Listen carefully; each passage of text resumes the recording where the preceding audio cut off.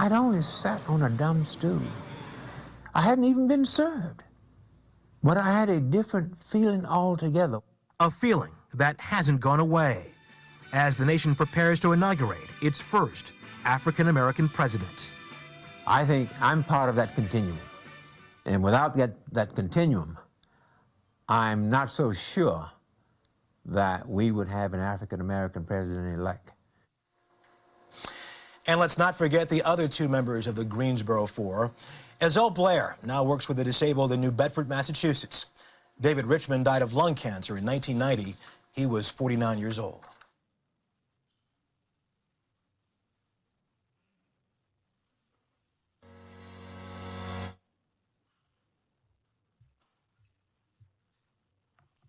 Good morning. Can you hear me? Oh, I'm just gonna bring this closer. Good morning and welcome to the 63rd anniversary celebration. My name is Izana Tamrat and I serve as the president of the Student Government Association. It is my pleasure to be here today.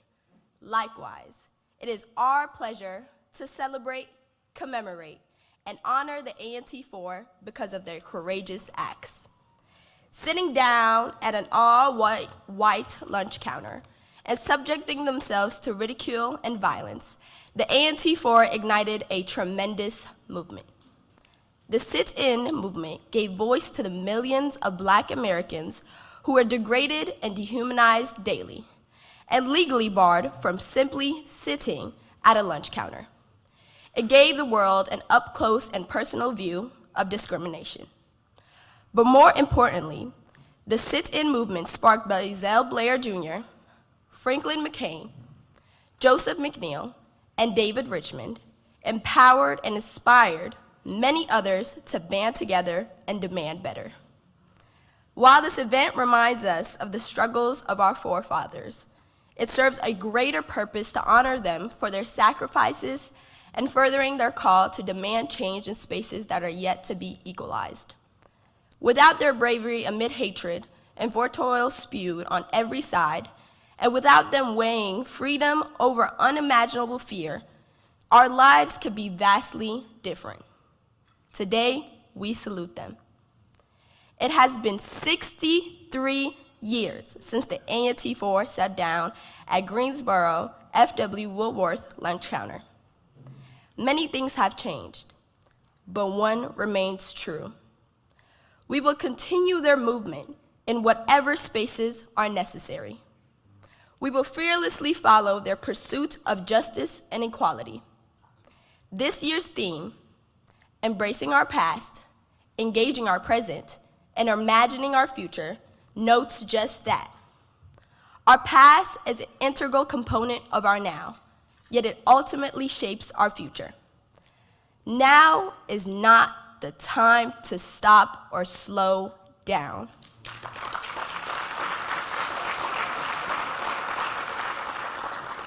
We are just getting started.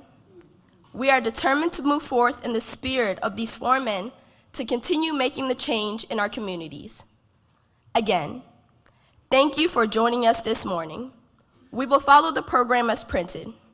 Kaylee McCoy, Dudley High School SGA president, will bring us the occasion, followed by Lift Every Voice and Sing, led by the North Carolina A&T Gospel Choir, award-winning, may I mention. A moment of reflection will be led by Zakiah Jones Walker, Bennett College SGA president. Jasmine Bell, freshman, journalism mass communication student and February 1 scholar, will recognize our special guests. Lastly, Aiden Palmer, freshman, liberal arts, liberal studies, pre-law student and February 1 scholar, will introduce our panelists. Kaylee, I will turn it over to you and we will follow the program thereafter. Thank you.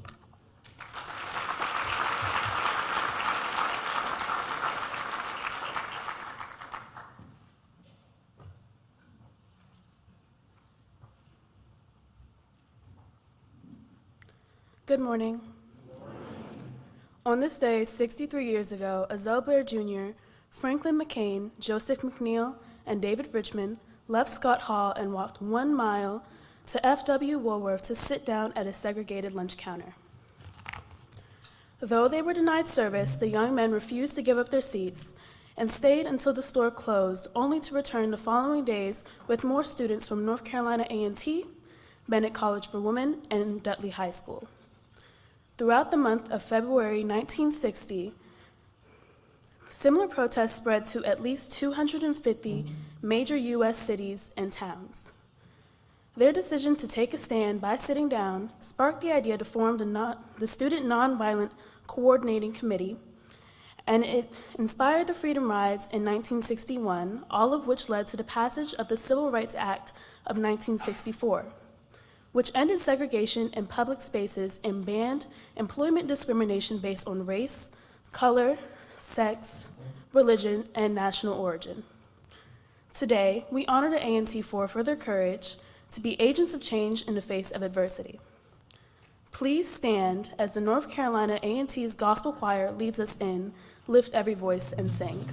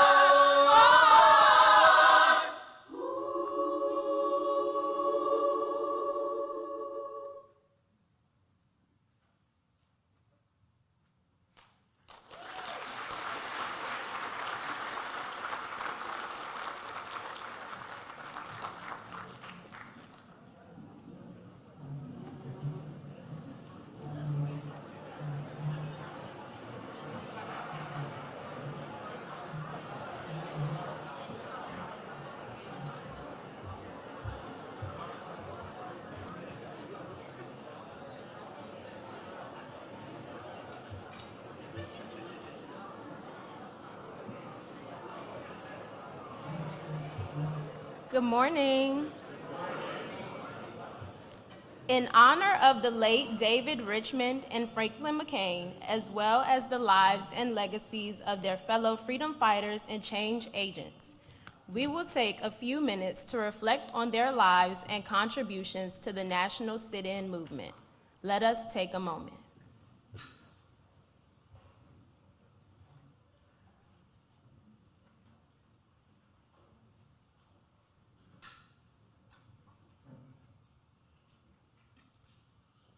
Thank you.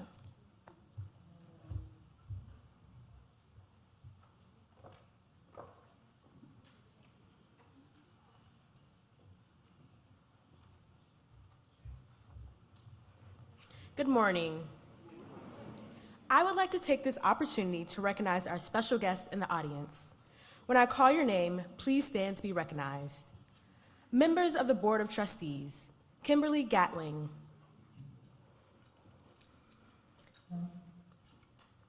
Hilda Penix Ragland,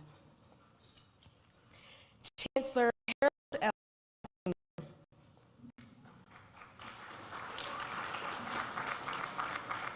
Miss North Carolina A&T State University and Royal Court.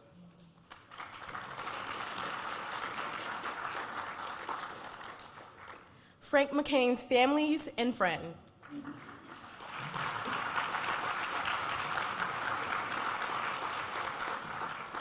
David Richmond's family and friends.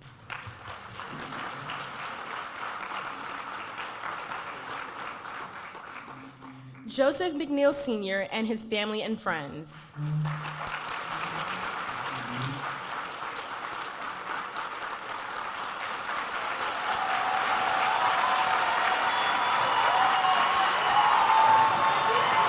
Aggie Pride.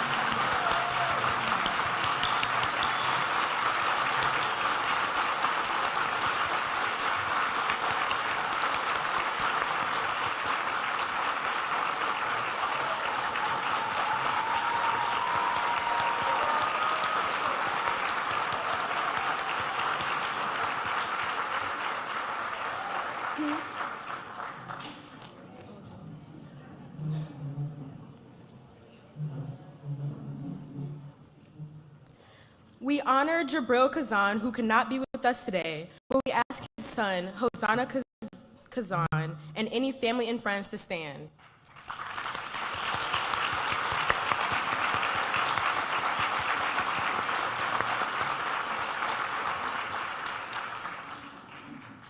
Judge Paul Jones.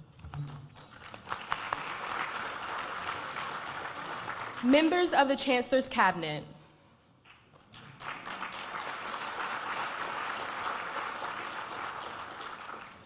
Members of the Dean's Council.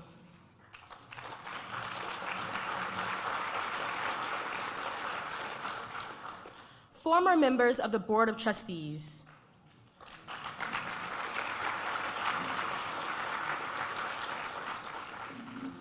Current and former members of the Board of Visitors.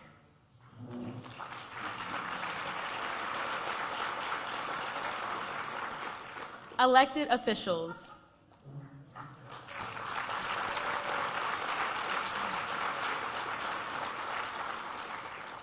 Community leaders and partners.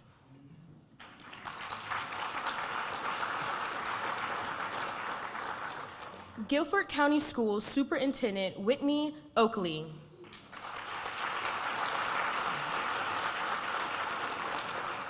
Guilford County Schools Board of Education members and administrators.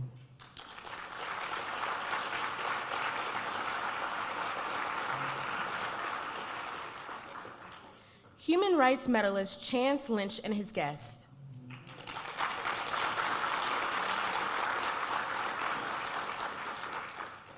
Former human rights medalist.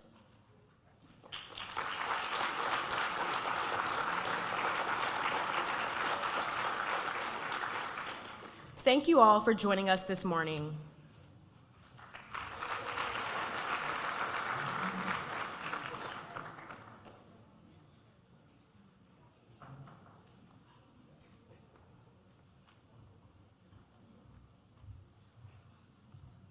Good morning. This year, we are excited to host a panel discussion for our keynote portion of the event, featuring former North Carolina A&T SGA presidents. Our panelists will expand upon this year's topic and provide insight based on their experiences, education, and knowledge. It is my pleasure to introduce today's panelists. Our first panelist is Mrs. Pamela McCorkle Buncombe. In 2007, the Board of Governors of the University of North Carolina System appointed Mrs. Buncombe to serve on the Board of Trustees at her alma mater, North Carolina A&T State University. She completed a 2-year term as board chair and was reappointed to the board for a second 4-year term, ending in June 2015. From September 2015 to June 2018, Mrs. Bumcombe served as chair of the board of directors for North Carolina A&T State University Alumni Association, Incorporated. After a career as an accountant and internal financial auditor, Mrs. Bumcombe uses her professional and volunteer experiences to serve various community, civic, education, and political organizations. Mrs. Bumcombe is a North Carolina A&T State University graduate with a Bachelor of Science degree in accounting. She served as the SGA president from 1980 to 1981. Let us please give a warm welcome to Mrs. Bumcombe.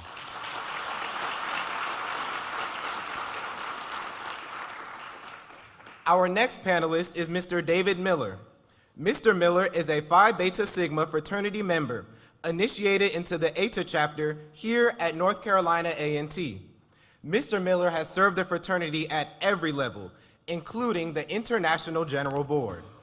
In 2019, he was inducted into the Distinguished Service Chapter as member 189, the highest honor in Phi Beta Sigma.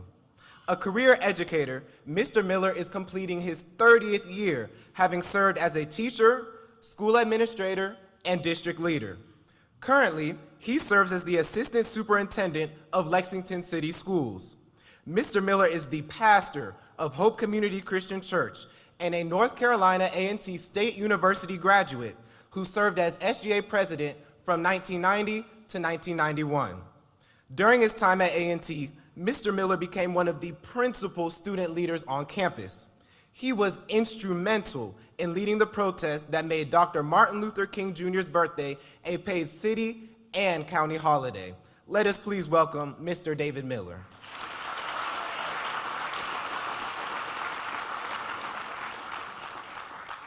Our next panelist is Mr. Marcus Bass. Mr. Bass, a graduate of North Carolina A&T, was involved in various organizations, including being elected SGA president 2008-2009. Mr. Bass is currently the executive director of the political strategy and advocacy organization Advance North Carolina. This provides infrastructure support for local organizing and electoral strategy among Black-led groups and underrepresented communities across the state. Mr. Bass is also an Eastern North Carolina native and founded two pivotal leadership development initiatives: Camp Lead Up, a statewide summer leadership institute for youth, and the NC HBCU think tank, an annual convening of student leaders across 10 of North Carolina's HBCU campuses. Let us please welcome Mr. Marcus Bass.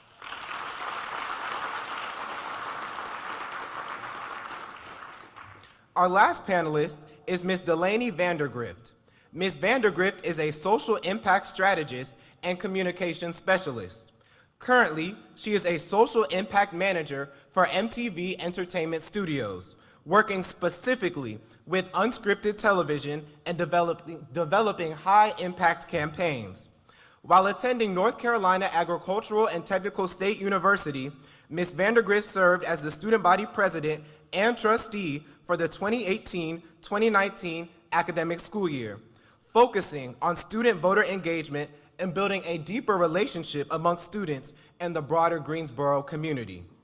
Ms. Vandergrift is a proud Spring 2019 initiate of the Alpha Mu chapter of Delta Sigma Theta Sorority Incorporated. She hopes to continue making high-impact cultural interventions within the entertainment industry and inspire the next generation of change makers to speak truth to power while following their wildest dreams. Let us please give it up for Ms. Delaney Vandergrift.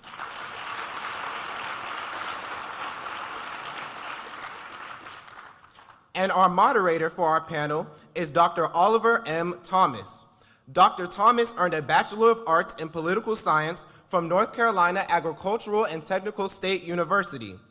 He is the author of Toward a Pedagogy of Critical Liberative Theological Consciousness, Cultivating Students as Agents of Social Change. In February 2020, Dr. Thomas received the 40 Under 40 Most Influential African Americans in the Piedmont, awarded by Black Business Incorporated. Currently, Dr. Thomas serves as the director of External Affairs for North Carolina Agricultural and Technical State University and the Associate Pastor for the Young Adult Ministry to Providence Baptist Church in Greensboro, North Carolina. Dr. Thomas, I will now turn it over to you. Thank you.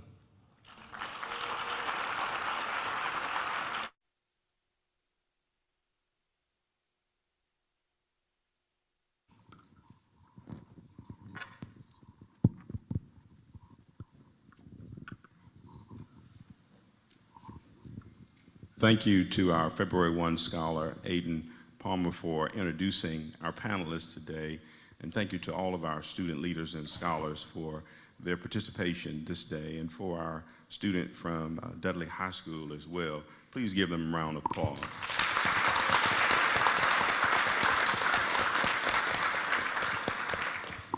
It's always a privilege to be able to come to North Carolina A&T in February 1 and to remember not only the A&T Four, but to think about, talk about, and continue to process in real time the legacy of the sit-in movement and the civil rights movement. Of course, February 1 is also Langston Hughes' birthday. And Langston Hughes was an inspiration to the A&T Four. And so when we think about the ways in which these former SGA presidents were inspired by the A&T Four, I want to start by posing a question to you all. What inspires you to continue to positively impact the human condition? Whether that's in your home, your neighborhood, in your church, your community organization, or wherever you may find yourself. What continues to inspire you to affect positive change for the human condition? And so we'll jump right in with our panelists, these distinguished panelists here who have a wealth of knowledge. As you can see from the times that they served as SGA presidents, we were intentional about thinking about the years from 1960 to the present. And so I want to start with Brother Marcus.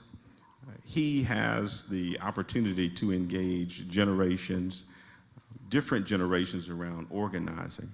And so Marcus, I ask if you would set the context for us of February 1, 1960, and how that relates to today.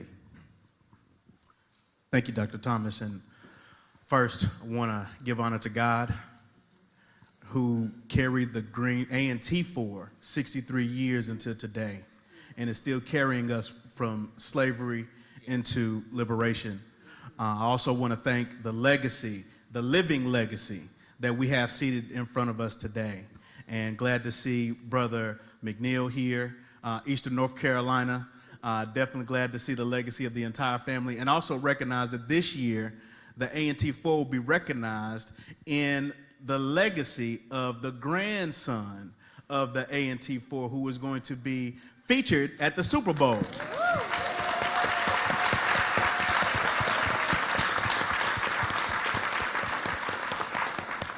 Now, and I want to thank my wife, who has been here for several different events. I'm learning, 6 years in, Chancellor, I'm learning. And also, too, just want to recognize her role in the movement. Bree Newsome Bass is more widely known for taking down the Confederate flag in South Carolina, the immediate aftermath of the death of the parishioners at Mother Emanuel.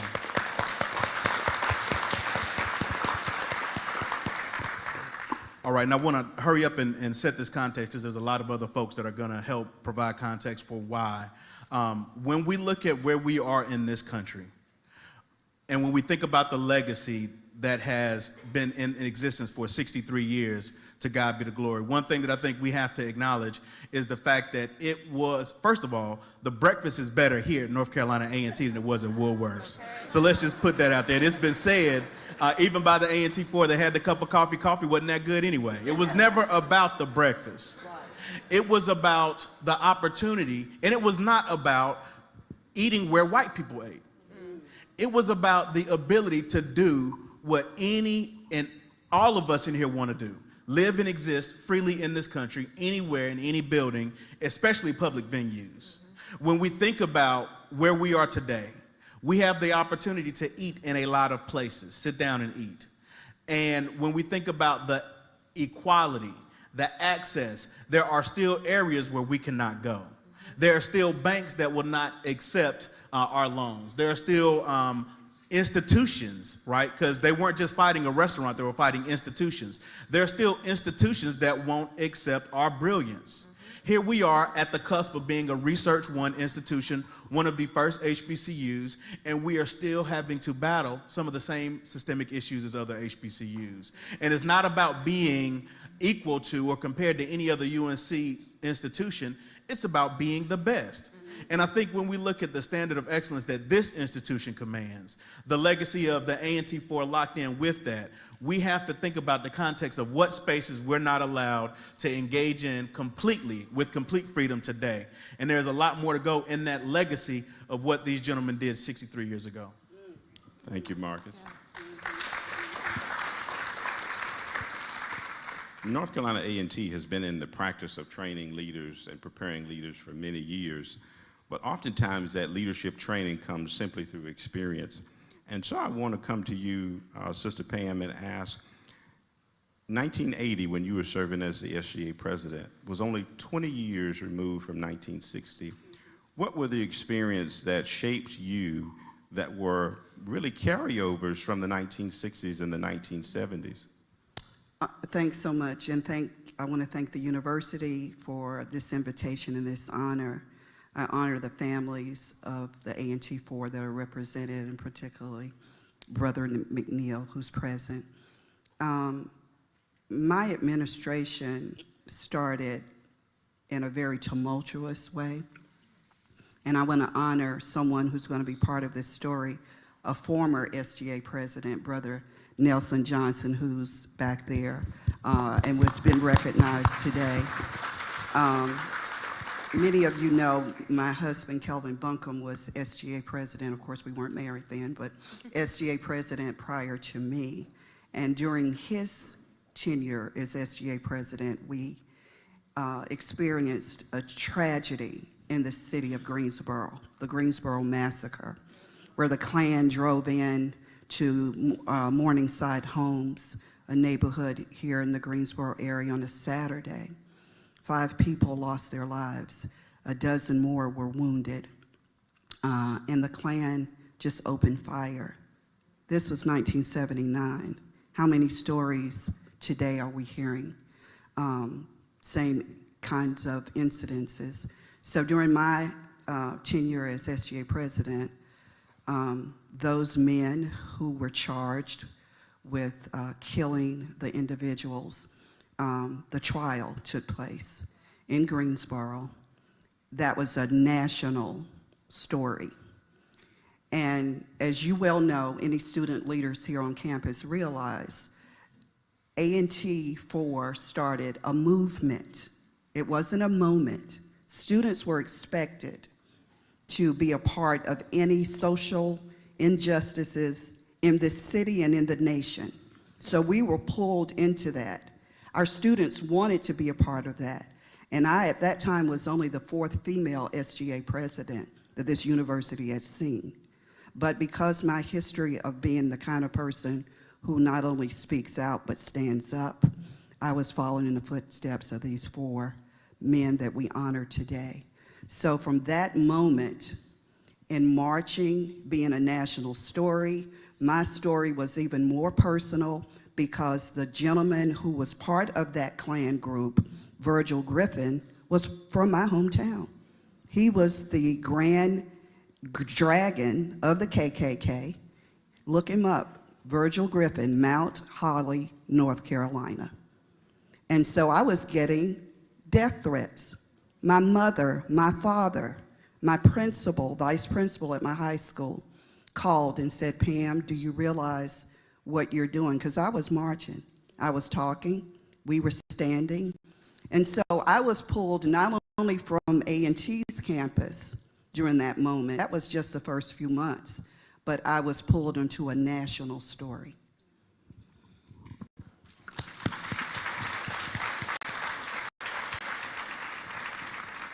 So when we think about social injustice, the civil rights movement, really being launched by the bus boycott, the sit-in movement being a part of the civil rights movement overall. And then we come into the 1970s, the 1980s, and we are still talking about women's rights. We're talking about LGBTQ rights. We're talking about opening doors that were closed for many. Social injustice, dehumanization, and humiliation circulated and have circulated over these years. Brother David, you were impactful in having the King holiday and King recognition for persons in terms of paid holiday, paid leave. Would you talk to us about the influences from not only the A&T Four, but what drove you and the administration and students at that time to really push for, not only at the local level, but as Sister Pam said, at the national level, for causes around social justice? Well, I want to first acknowledge everyone here, the A&T Four and their families. It's great being back and seeing you. We've been away for a little while. And Chancellor Martin, and to everyone else here. During our time here, we came in and we was taught from the very beginning by certain professors, Dr. Wayman McLaughlin, that we couldn't just come here and be A&T students, that we had a moral obligation to be a part of change and to be actively involved in the fight for justice. So for us, it was not just a King holiday. It was, we wanted some things changed on our campus. We wanted to look and see people who looked like us in positions of authority, not just as chancellor, but as dean of the colleges. We wanted to be able to go in the community, and we wanted to see A&T equally represented, and that was not the case. In a lot of cases, when you went in stores, how you can freely buy A&T paraphernalia now, you could not. And then the apartheid movement, anti-apartheid movement was huge.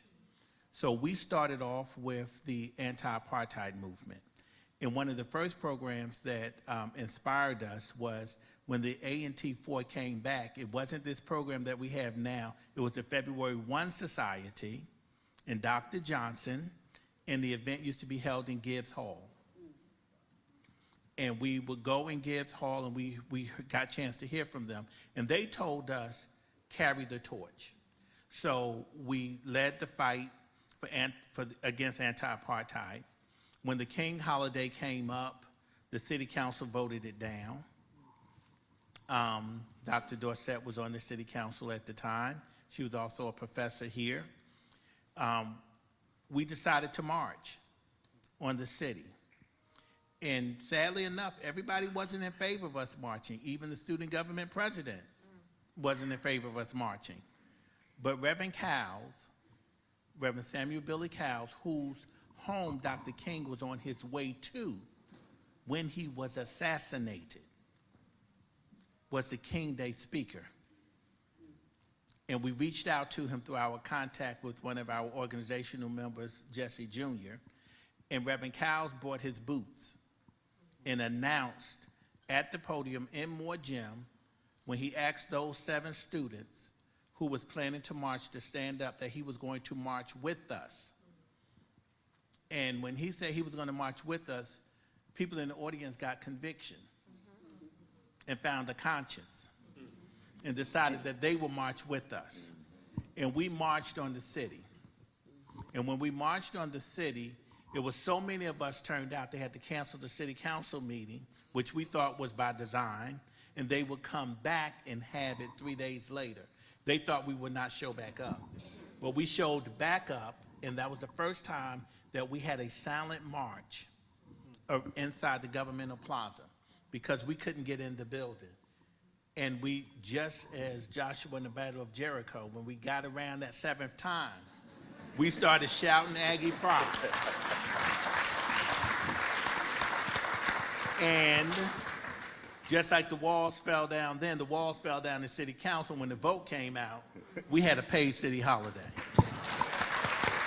So it was intentional. It was intentional. Sister Delaney, you're a social impact strategist.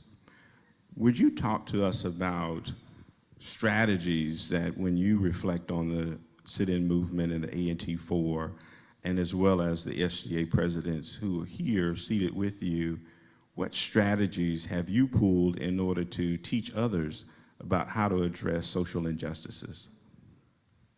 Wow, what a question. Well, first I want to say thank you to the families that are here and everyone that's in the room. I'm just so happy to be here, so thank you so much. Ultimately, I think one of the main strategies is reminding everyone how connected we are and that the battles and the struggles that we have our survival is dependent on our commitment to movement, to organizing, and to making the world a better place.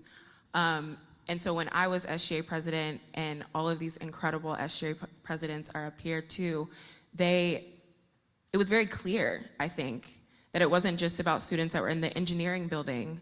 It wasn't just about students that were in GCB and doing liberal arts. It was about every single person on campus and off of campus being committed to the betterment of each other.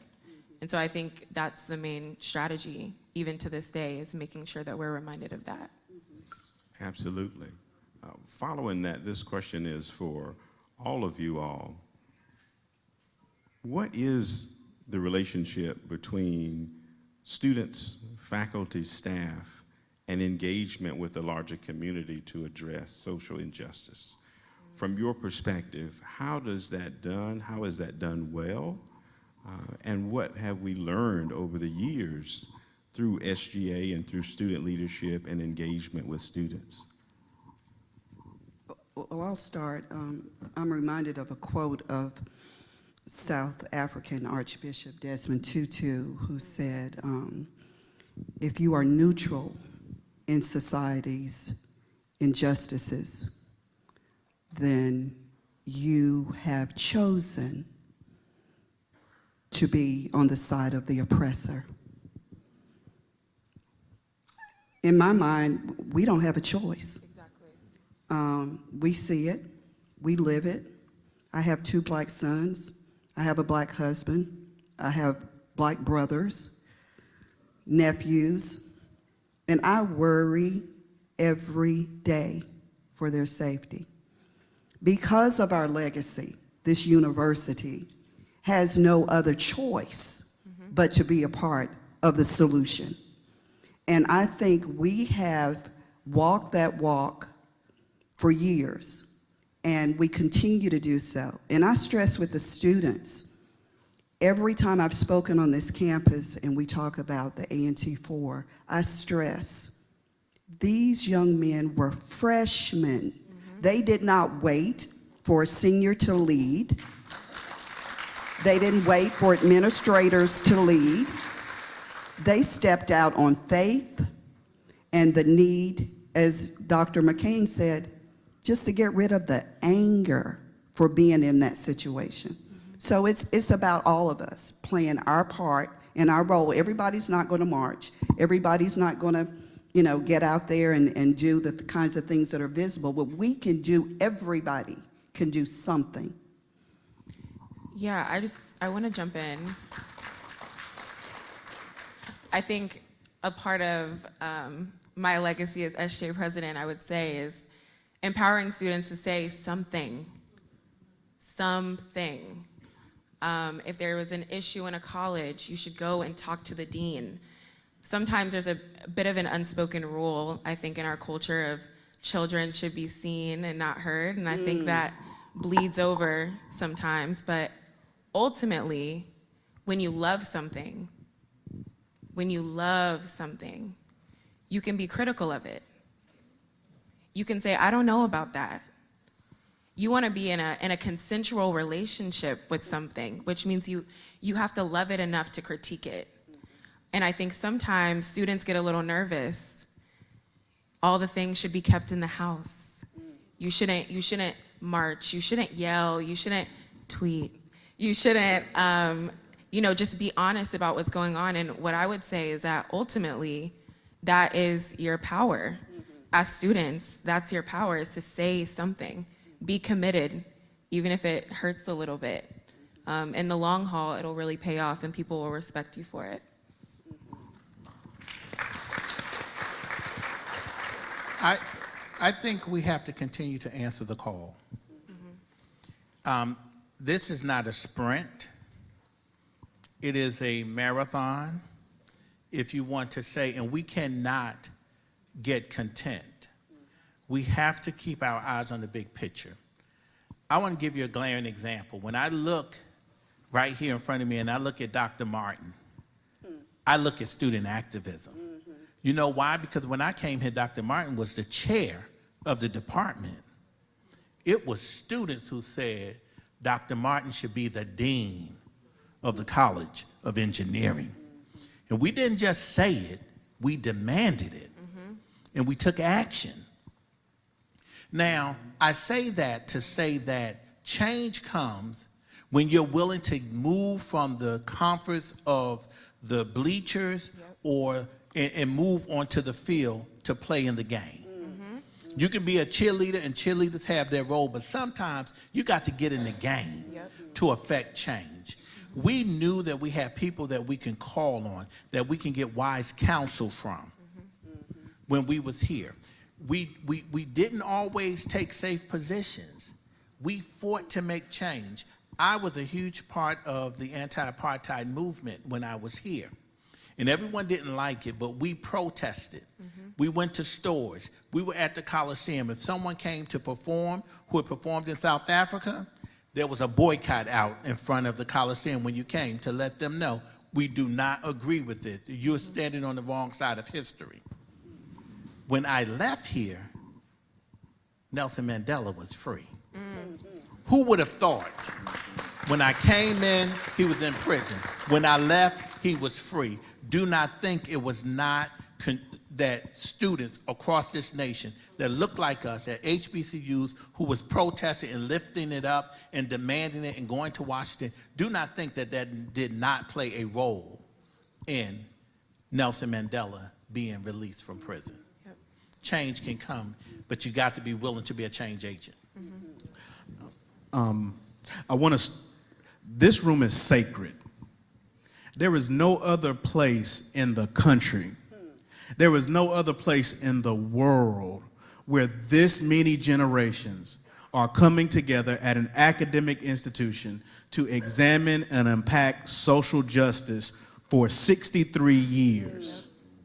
With the number of folks in this room, we have senators, representatives, we have individuals at every level of government. We have some of the smartest minds in the country and the up-and-coming future in this one space. And when I think about what we're here to do, not just commemorate, but make sure that folks don't change the narrative. The back of the room says the A&T Four on those banners. And for those of you that have been a part of the celebration for years before, you know how intentional it was of this institution to make sure that the A&T Four name stayed in the A&T Four. Yes. We know we're in Greensboro, and we also know the systemic issues that create HBCUs having to be here, despite a government that didn't want them at the time, at every level. And so when I think about the fact that Chancellor Martin is here as not just the chancellor, but as an alumni, thinking about the context in which he was at the university in the midst of the aftermath of the civil rights movement, to think about the fact that he now heads a university where folks are actively protesting about different conditions, internal and external to the university. He is, and we all are, in this room and outside of this room, a part of that interconnected struggle for liberation. Folks will tell you in different spaces, and I'm pretty sure Wes has probably told me this time and time again, we live in this generation, but we represent the generation before and the generation to come. So with the 3 generations that are in this room, the power that we have after we leave this breakfast, and this is the recharging moment. Everybody getting up early in the morning, not because we have to, because we know we come to get recharged. The nucleus of what this is creates the greatness that what is to come after this room, and that's the joy. This lesson that we're learning, this connection that we're learning. You may not be in this doesn't even happen at graduation. During football games and basketball games, you don't get this chance to really talk to folks. And so I think, if anything, the biggest lesson that we can have through our interconnectedness, what we can do collectively, is to take this breakfast experience outside of these walls, to talk to somebody on this side of the room, for somebody over here to talk to somebody on that side of the room, and for us to figure out how we can conceptualize the next 63 years of this legacy. That's what we have to do. And Dr. Thomas, I just want to add one other thing. What we did during our tenure, during our time as SGA presidents, some of the things we fought for, we never got to enjoy. We never got to see. That's part of the movement as well. What we do today, we may not get to enjoy it. Dr. King is a prime example of that. But if you all are enjoying your meals in what we call the CAF, Williams Dining Hall. It was the CAF when I was here. I'm dating myself, but I stood on a table after a food fight from the football team. We were so frustrated.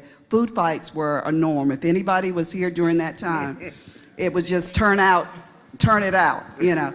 And I got up on a table, said, okay, I've had enough as SGA president. We're marching. Our administration building was Dudley at the time. We're marching up there, we're gonna talk to Dr. Dowdy, and we're gonna demand better food conditions. And that's how it started. Before I left, I was on a committee to bring another food service to campus. So I didn't get to enjoy the improvements of the food service, but we marched, and that's what started. A bunch of students from that dining hall marched up there to create change. So I just wanted to make that point. You're not always going to reap the benefits, but we have to be in the fight to bring about that change. Absolutely, absolutely. This is my final question. We will certainly have to plan for another opportunity to continue our conversation, all of us here in the room. But for you all, what are your final words to the community? So at A&T, of course, we are family, and Aggies are everywhere. But when you think about the community that represents A&T, East Greensboro, North Carolina, what final words do you have, at least for this moment, that when we leave this place, we will have that on our minds? Well, again, another quote, history cannot teach its lesson if it's not remembered.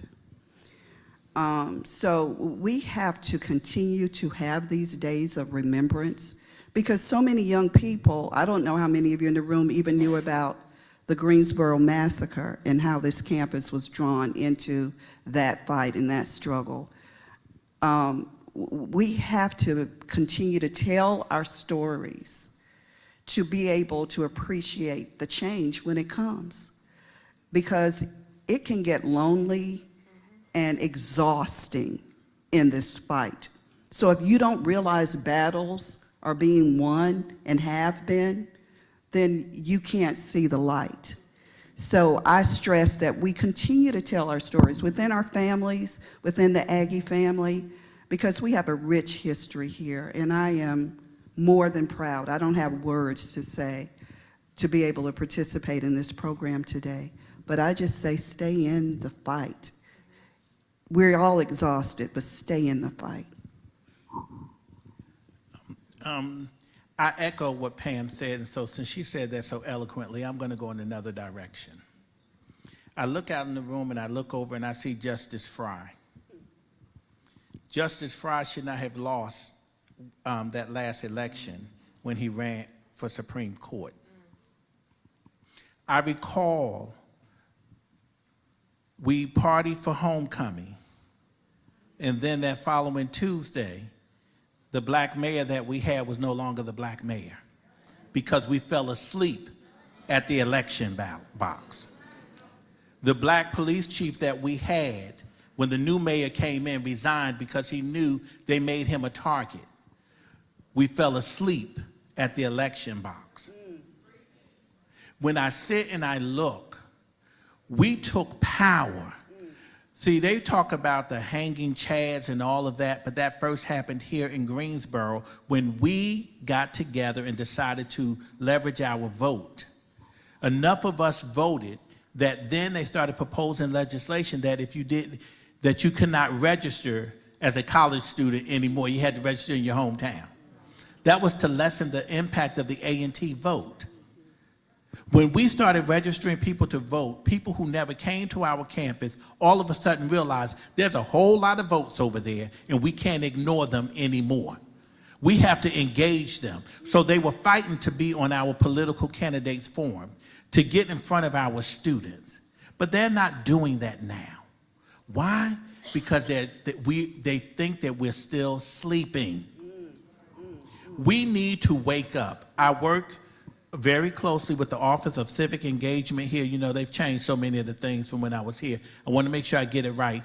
We did vote to the polls, souls to the poll, parade to the polls, all of this. What I would like to see is for us to develop an Aggie compact for voting. Can't change the past, but we can impact the future. Start with our freshmen and ask them during freshman orientation to sign this compact that when it comes time to voting, that they will educate themselves and then that they will vote. If we do that, and we start with the incoming freshman class, within 4 years, we'll get to the point to where we will have covered everyone. And when this campus is voting at 80% and higher, everybody who needs a vote where A&T students vote will have to respect you and they will have to listen to you. There is power in the vote. We've got to leverage our power. So that's what I would leave. That's what I would leave.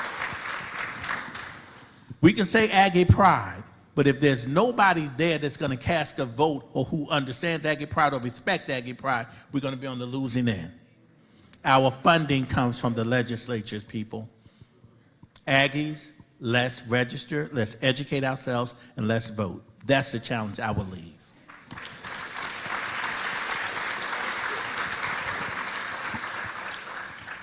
Being a student of politics, I want to encourage the alumni to tell the adults to vote just as much as we're telling the students to vote, because that's a real thing. And I'm not being facetious, that's that interconnectedness. We can challenge each other. I also want to make sure we really understand the fact that the moments that we are talking about here, from the 63rd, well, from the first sit-in, the actual very first, as far as A&T is concerned, all the way up through the different protests. In 2008, 2009, we had the opportunity to leverage that political power as North Carolina A&T, uniting with Bennett, uniting with UNCG, uniting with Guilford College to launch the largest student voter mobilization in a historic election to turn out for the first time for an African-American male to win an election. And we have a lot more to go. That was not the end mark. That was just the midway point. And I think a lot of us that are seeing what's happening locally and across the nation understand that. And I think the biggest thing that we can do is think about what this moment represents. Taking A&T outside of the walls of the campus and going downtown where the power is. They were fighting economic power in that moment. But what can we go downtown to fight tomorrow? And we don't have to, just our existence in this city, in this country, is a protest. Do you know that if it was up to some of the powers to be, there would not be an A&T, let alone an A&T Four to recognize? And so before we even think about what we have to say, just show up to a city council meeting or a county commission meeting. I promise if 3 tables got together and went to the next local district meeting for whatever office, they would give you what you want before you even opened your mouth. Because our power in numbers, if it was just 4 then, imagine if 4 students decided to go to every local meeting that the government has and figure out how we can take these seats. You don't have to get elected. You can be appointed, you could be on a board or a commission, and I know this university is working to do that, but I think all of us can make sure that we do something existential to ourselves after we leave this day to day. That's the charge that I would give, making sure that we can go in other spaces beyond just the political space of voting. There are a lot of different ways that we can engage, and I'm excited to see what's going to happen, because I know the students are doing that right now. Exactly. Yeah, I'm going to keep it quick. I feel like we're running out of time. But first, I want to say the students that are on campus right now, I feel like I've been a witness to how civically engaged you all are. So I think we should give them a round of applause right now.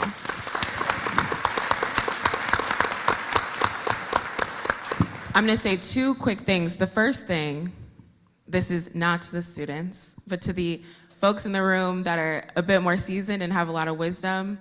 Young people are ready to move forward and take up space. So that means there has to be space for them to sit down.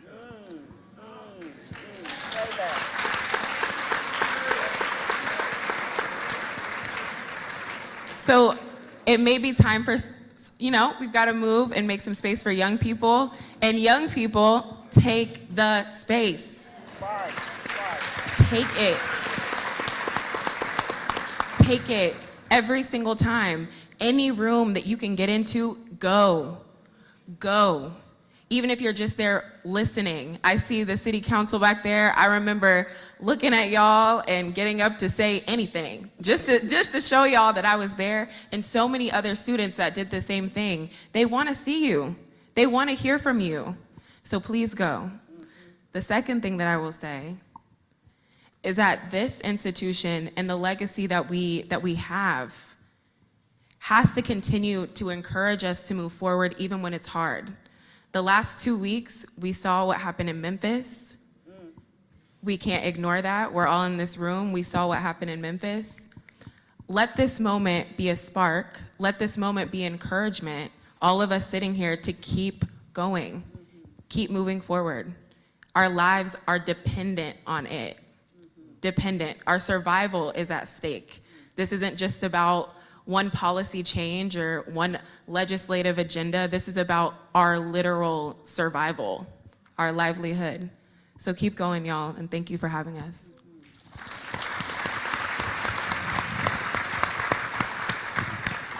The legacy of the A&T Four is alive and well, and our forefathers and our foremothers, their legacy as well continues. So please join me again in a round of applause and a thank you for our former SGA presidents.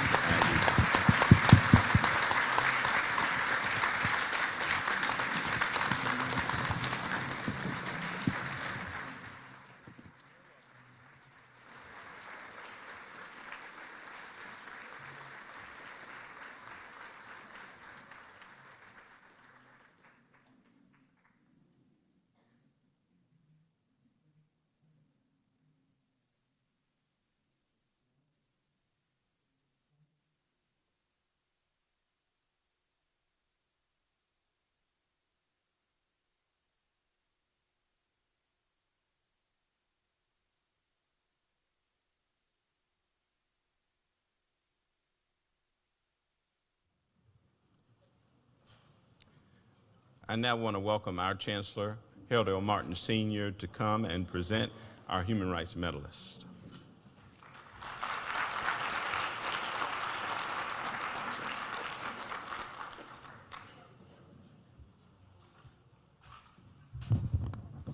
Good morning. Let's give our panelists another round of applause, please. I can't tell you, since I know all of these individuals, and they have indeed inspired a continuum of student leaders on our campus. Ms. Tamwright, where are you? Current student body president, please. I want you to stand with all of our students. Would all of our students stand? All of our students, if you could just stand for us. You know,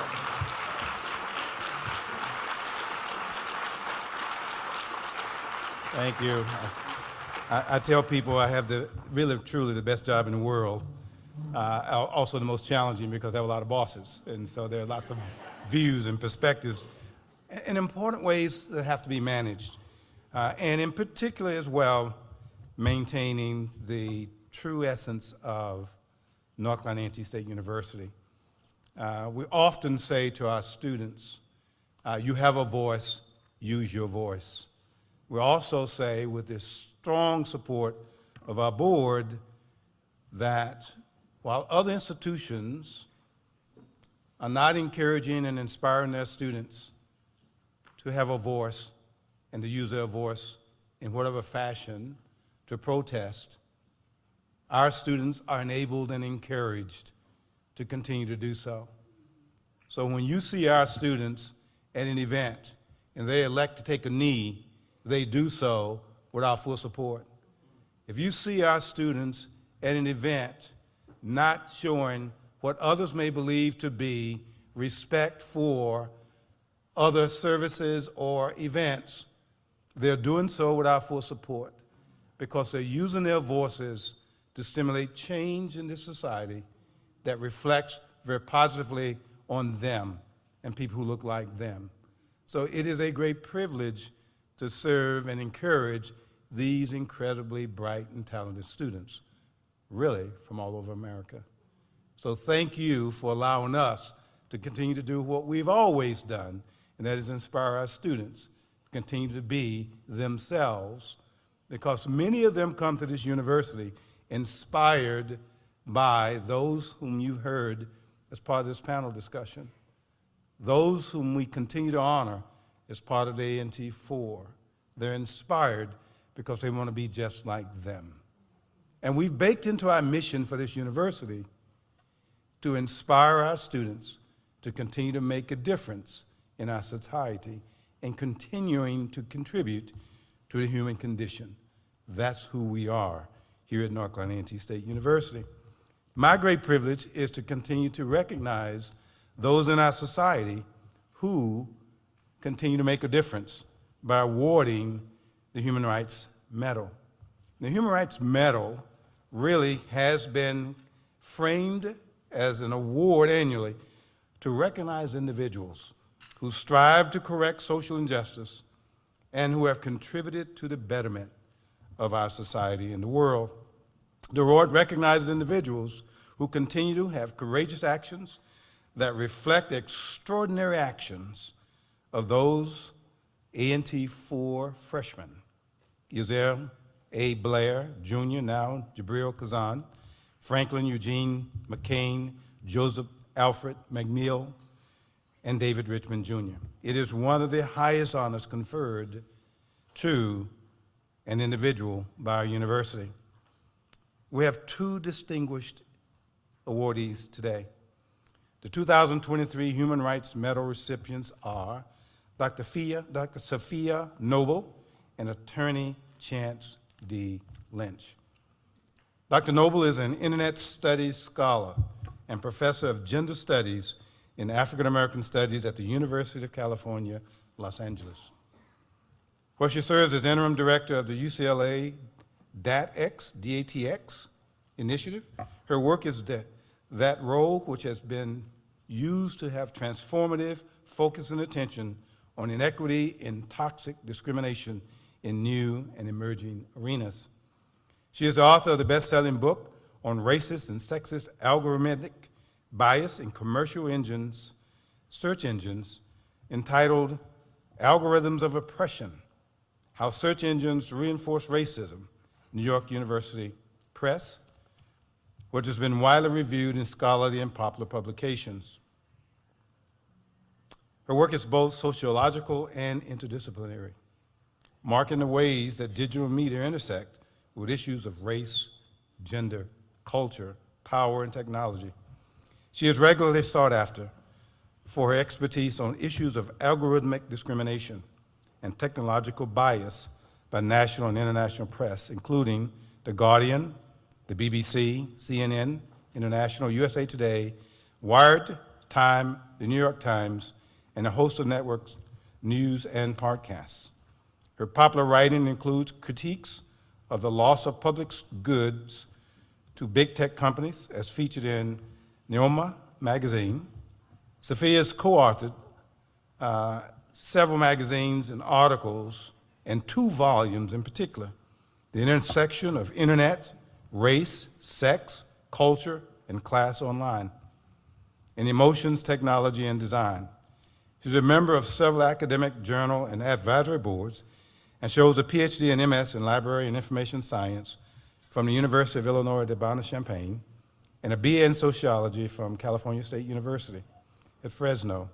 Among her many honors is the Distinguished Alumni Award from Cal State Fresno for 2018, and the inaugural Diversity and Inclusion Award from the Illinois Alumni Association at the University of Illinois at Urbana-Champaign in 2020. She is also the recipient of the prestigious Hellman Fellowship and the UCLA Early Career Award. Dr. Noble is a member of the Cyber Civil Rights Initiative. You know, technology is infused in every aspect of our lives. She serves those vulnerable who are online through harassment initiatives.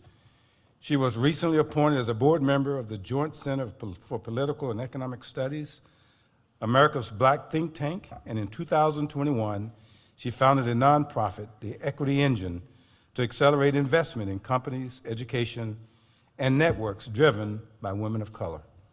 Ladies and gentlemen, it is a great joy and privilege to recognize Dr. Sophia Noble. Please welcome Dr. Sophia Noble. Hi, everyone. I'm so sorry I can't be there this morning. I am just absolutely thrilled to be recognized in this way. It's actually bittersweet in some ways because on one hand, to be recognized by my community and the community at North Carolina A&T and by the members of the selection committee and all of you is such an incredible honor. I feel seen in the work that I do to try to expand digital civil rights, if you will, and to talk about and advocate around the harms of big tech in our communities. On the other hand, it's a terrible thing that we have to acknowledge that people are fighting still for civil and human and sovereign rights. And so I accept this award. I will cherish it deeply. And I will say that it's incredibly important that we be attuned to all of the kinds of new technologies and artificial intelligence programs and projects that are coming into the world. So many of them are stripping humanity of its agency.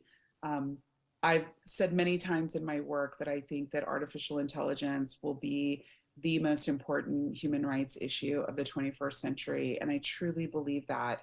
If you look out and you see the types of predictive analytics that are being collected, the kind of data that's collected in our biology, the biometrics, or the way that children's activities are being kind of captured into databases, the places we move, the ways in which we live, all of this being surveilled constantly and then fed into different types of AI systems that then predict who should get a mortgage, who should get access to education, who should have access to housing, who should get the vaccine or access to healthcare. I mean, all of these things are becoming so normalized and a matter of routine business. And yet there are so many ways in which racial discrimination and gender discrimination and class discrimination are baked into these systems,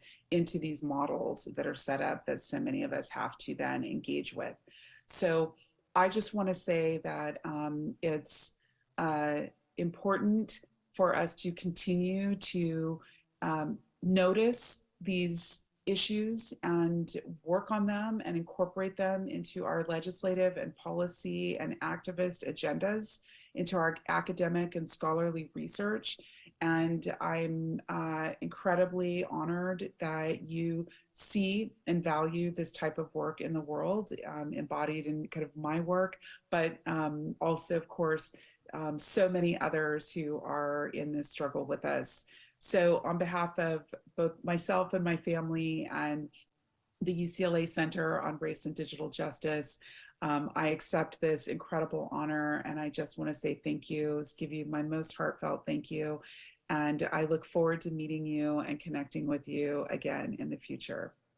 Thank you. Thank you, thank you, thank you, thank you. Chance Lynch is a native of Enfield, North Carolina, a bachelor's degree graduate of North Carolina A&T State University, and a graduate of the North Carolina Central University School of Law. As an attorney, justice activist, faith leader, and author, he is the ideal embodiment of what the Human Rights Medal stands for. His leadership and barrister abilities were highlighted while at Central, where he served as the Student Bar Association president, representing the HBCU Law School among notables across the country. Mr. Lynch began his legal career as an assistant district attorney in Halifax County before going on to private practice as a criminal defense attorney. And over the past 14 years, he has served Eastern North Carolina as one of its most sought-after attorneys. Having created his practice, founded in the 2020 window, Lynch Law, PLLC, aiming to give voice and provide an advocacy for the oppressed. Lynch Law is located in Charlotte and provides legal representation on minor criminal matters, family law, and civic rights. His unwavering commitment to serving indigent and underserved clients has thrust him into the national spotlight as he served as a legal counsel on multiple high-profile civil rights cases across the nation. Mr. Lynch has served as legal counsel for the family of Andrew Brown, Jr., the young black man shot and killed by sheriff deputies in 2021 in Elizabeth City. He is currently counsel for Christopher Shaw, the 41-year-old black man left paralyzed by Beaumont, Texas police, and the family of Brandon Combs, a white man shot and killed by police in Concord, North Carolina. In his work have been featured on CNN's Anderson Cooper 360 and Don Lemon Tonight, Good Morning America, BNC News, and The Breakfast Club, just to name a few. Most recently, he was named to the top 100 most influential Black Americans for 2022 by The Root, a major national online magazine out of New York. Mr. Lynch's community activism is extensive. He leads and serves on community boards from North Carolina to New York City. He is a lifetime member of Alpha Phi Omega National Coeducational Fraternity and a member of Omega Psi Phi Fraternity. An ordained minister at age 16, Mr. Lynch is also founder and pastor of Faith Church in Greenville, North Carolina. He is also author of Faith Made Me Do It, a 21-day devotional that was released in 2018. Mr. Lynch is also the father of two amazing daughters, Zoe Noel and Zion Jael. Ladies and gentlemen, join me again in congratulating attorney, leader, and author, Mr. Chance Lynch.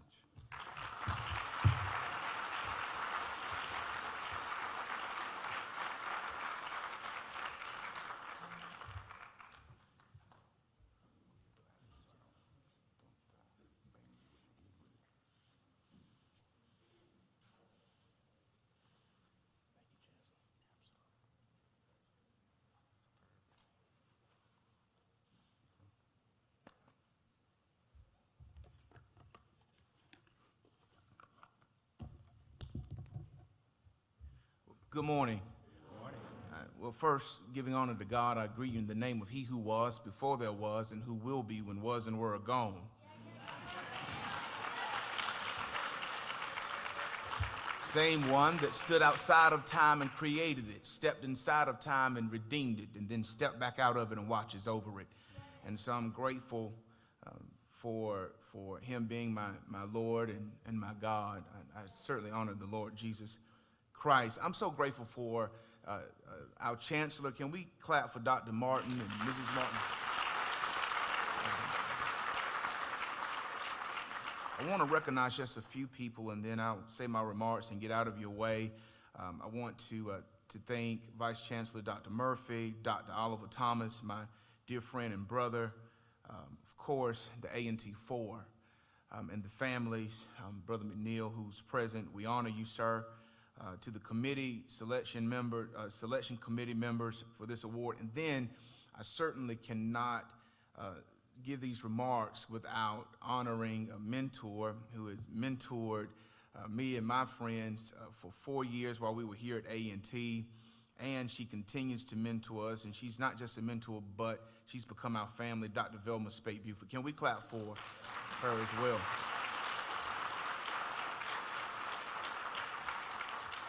I was riding here this morning and I was thinking about my journey, and it was Dr.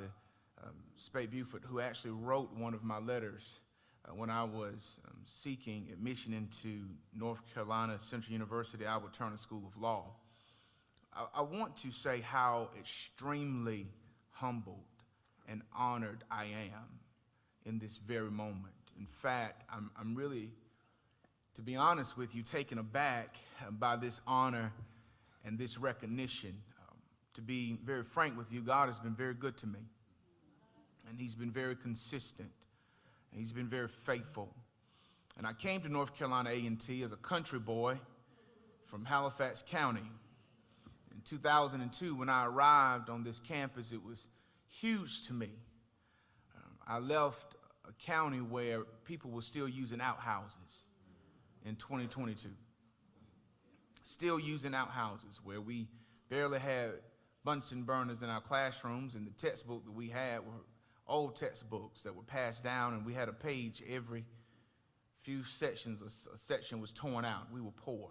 Poorest county in North Carolina. But I remember coming here, and for some reason, I think the moment that stands out the most for me is when I sat in Harrison Auditorium. It was there that we listened to, well, I watched Verge, and I listened to Couture, and I remember listening to the wisdom of Doctors Judy Rashid and Roselle Wilson and Denise Iverson Payne. And it was there that I learned in that moment what it truly meant to be young, gifted, and black. I know y'all probably saying, he's so light-skinned, I'm still black. Some of y'all trying to figure out what I am.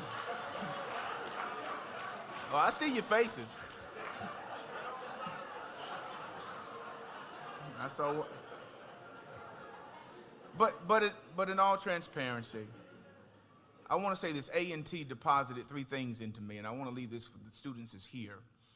Number one, it deposited the recognition and confidence of my own identity, to learn to love me and to be proud of who I am. Number two, A&T deposited the unyielding fact that despite where I'm from, I still have something to say. I still have something to offer. Number three, and most importantly, it deposited within me an inherited responsibility to stand boldly and flat-footed for what is just and for what is right. I travel all across this country and all over the nation representing families like Brother Brown, who was shot by the police in the back of his head while he drove away. I represent families like Brandon Combs, who was shot and killed by police. Christopher Shaw, 40-year-old man whose hands were cuffed behind his back, was flipped in the air, whose neck was broken in 3 places and is paralyzed. People like Brother Nichols in Memphis, the families who've lost loved ones, who have been left handicapped and maimed by those who took an oath to protect them from the hate calls that I received, to the insults, the prejudicism, the racism, the nasty commentary, the pressure by the press, those in the media that oppose the type of work that I do, along with many other great lawyers. I still stand for these families, and the question is why? Why do I continue to endure it? Because the answer is still very simple. Aggies do. And that is what we do. We don't run from obstacles and obscurity. No, we don't do that. We don't retreat. We remain resolved. And the reality is this: I stand on the shoulders of the A&T Four. Every single day of the work that I do, I stand on their shoulders. And so today, to simply say thank you is really a disservice to the lessons and the continued compass that A&T has been to me and to so many others. But I still want to say thank you for the rich history that is part of my DNA and the makeup that I am as a man, as an individual, and as a professional. Thank you.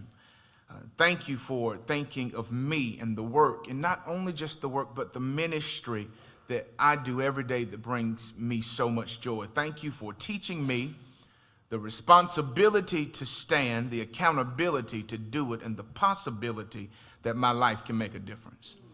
Thank you.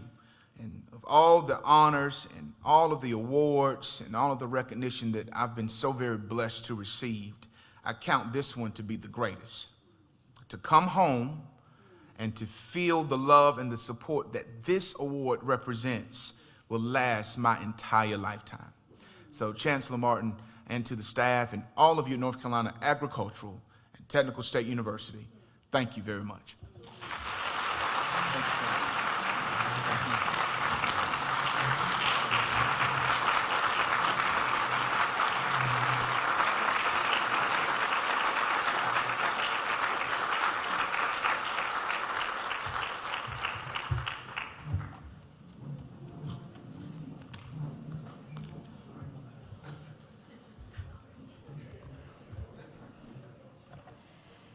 Congratulations again to both recipients. A passionate supporter of social justice myself, I sincerely appreciate your time and efforts. As we honor our medal recipients for their social justice and civil rights activism, we invite you to enjoy a brief presentation of the A&T Four in their own words and from their own individual perspectives. Thank you.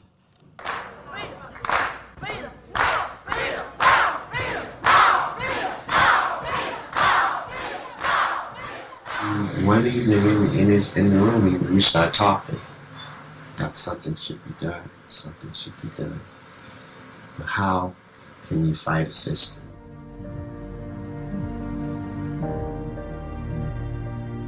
First thing we had to learn was to be nonviolent. Very difficult.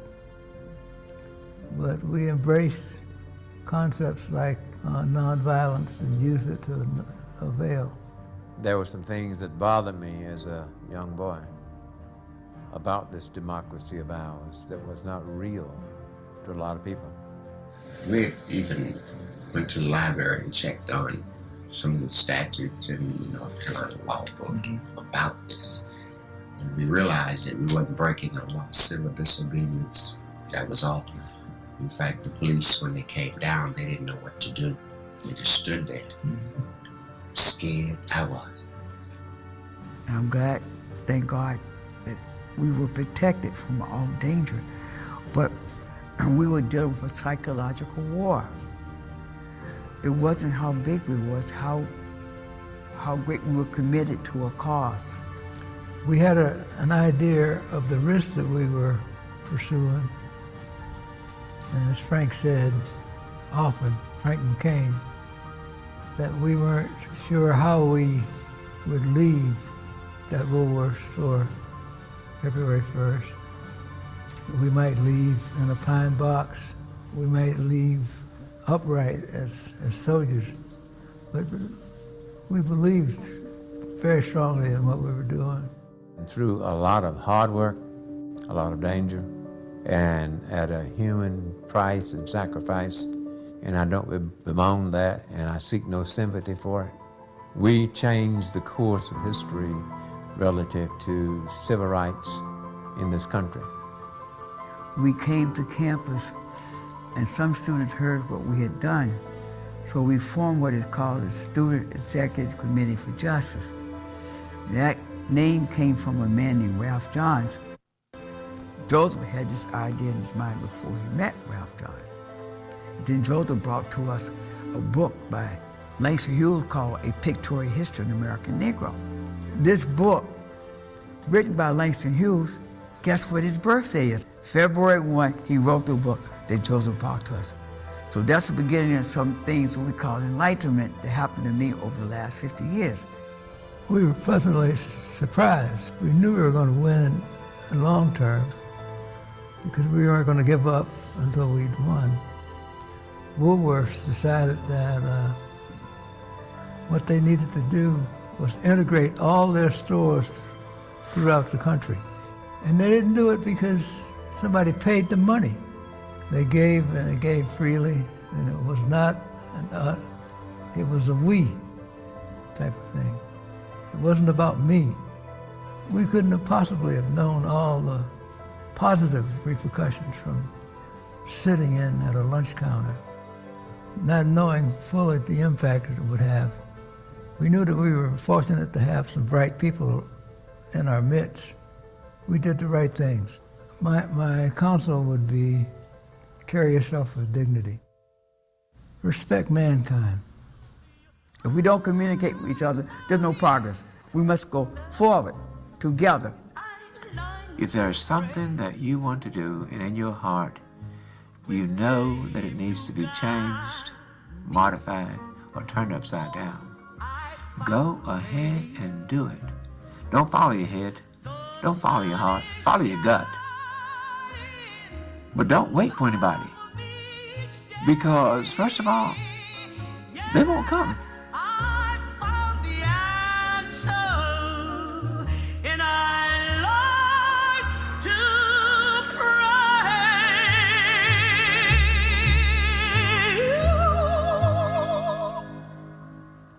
Wow. Can y'all? Okay. Hey. Wow, what a great video, right? Well, thank you again to Dr. Kazan, General McNeil, Mr. McCain, and Mr. Richmond. Before we conclude this portion of the program, we have a few announcements.